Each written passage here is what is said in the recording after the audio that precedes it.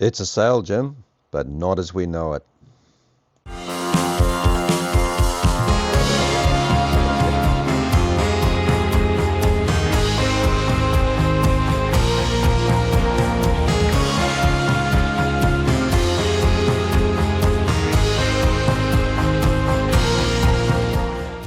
Welcome back. This week I machine and fit the mast top swivel bearing that I made in the last video using the lost foam casting method.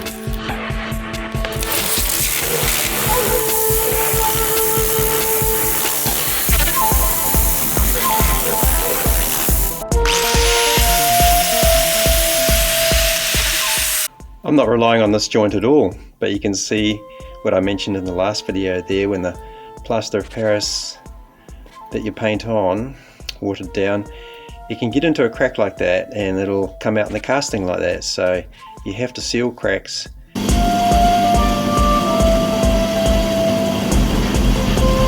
the right sound.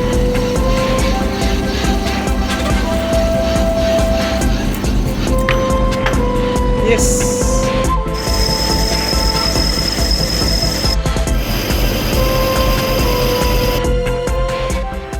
This one's nearly complete. It's got the ball tracks in there. First trial fit. Oh, nice.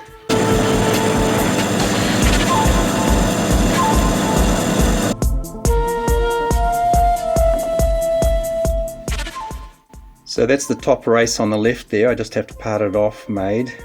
And that first piece I made goes in between these two, and there's balls in those corners.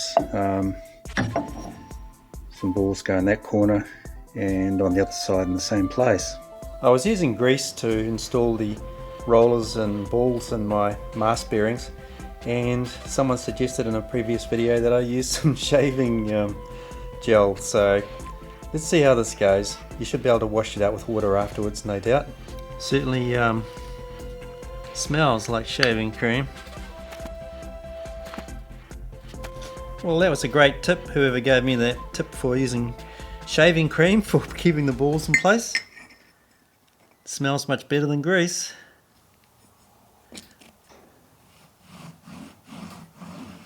Nice. Fortunately, the top balls don't need it. I'm careful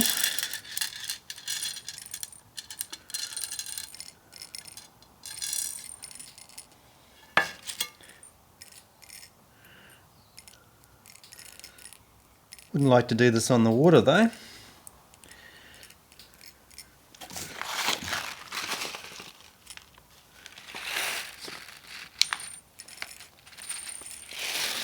Too easy. Okay, then we have the top.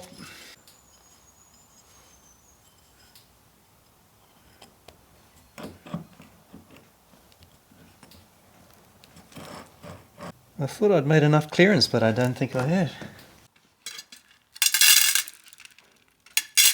Well, the shaving cream washed out nicely from the bearing, as you'd expect.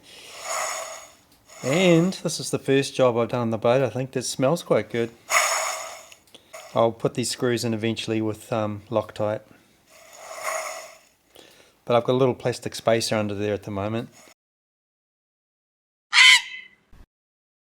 It's quite necessary for me to lower the mast, and I'll have to make an insert piece in there. It's going to be a bit interesting because I'm going to be getting close to a tube which is inside here. At least it's going to make the boat lighter. Well, not really.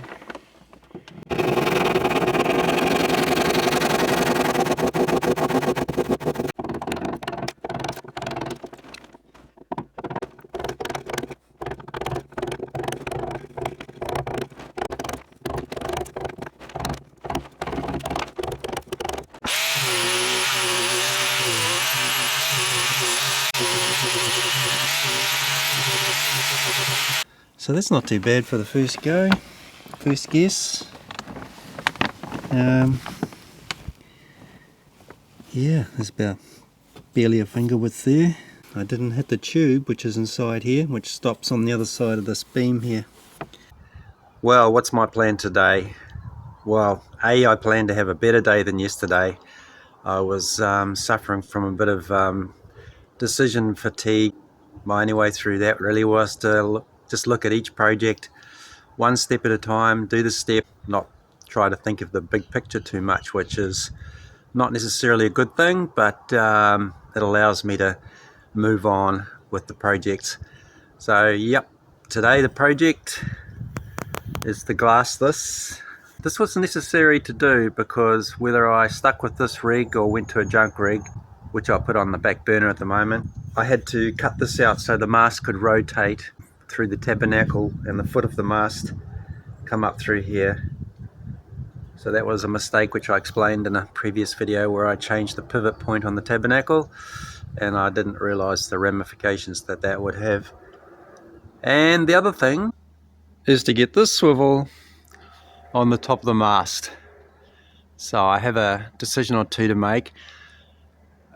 Glassing that deck there is going to be a lot easier with the mast vertical than down, but I need the mast down to fit this so I can climb up that ladder and do it.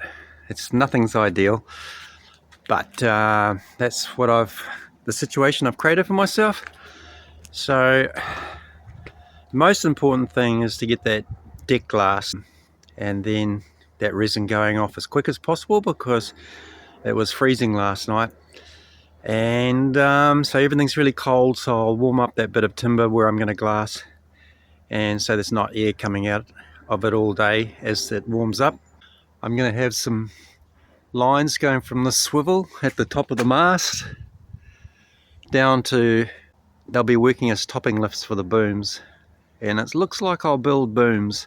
They will be attached to the mast through a gooseneck just above that furler there. I don't know, I don't think I'll get that done this week, but that'll require some castings and some tube, and this is where I start investing more and more into this Ljungstrom rig, hoping my faith in it is placed in the right place. I started off with putting a coat of resin on, then I coved it, and that's still uncured, so I didn't have to sand it, and then 2 layers of 400 grams per square meter double bias that went in there really good, and some peel ply.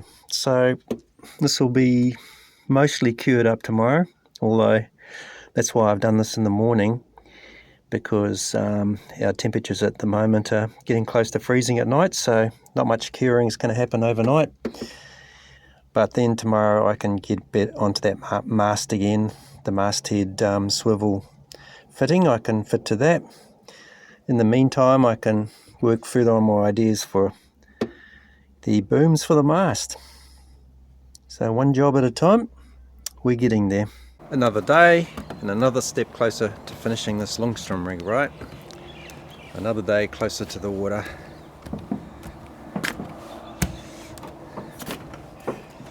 And what do we got here? This is where I finished up yesterday. Some peel ply on here, and I had some real trouble. I had to come back before it was cured and keep pushing down bubbles because the air seemed to be expanding in there even late in the day, even though I preheated it. So you got a spot there, for example, I couldn't do. I'm going to have to touch that up, but it'll be waterproof, and I better trim this off before it gets too hard. Just a bit of tidying up and that'll be great. It'll be tough as because it's about 0.8 of a millimeter thick. So I'm another step closer to getting that swivel bearing on the top of the mast.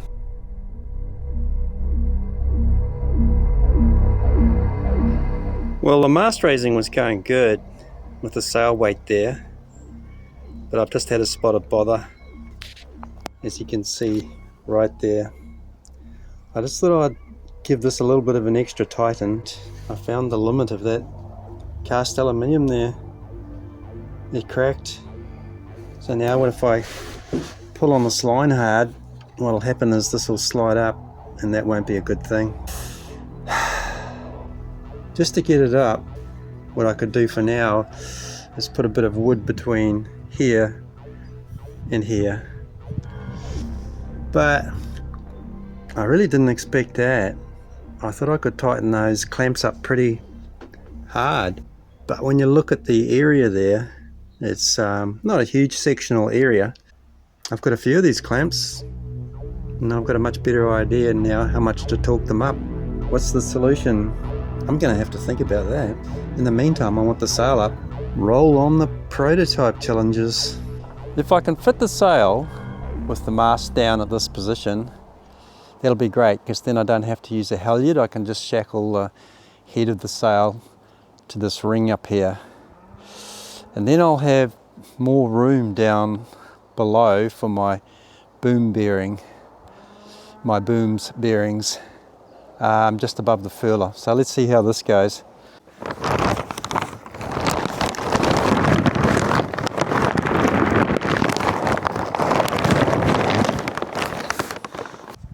Still smell the shaving cream in this bearing.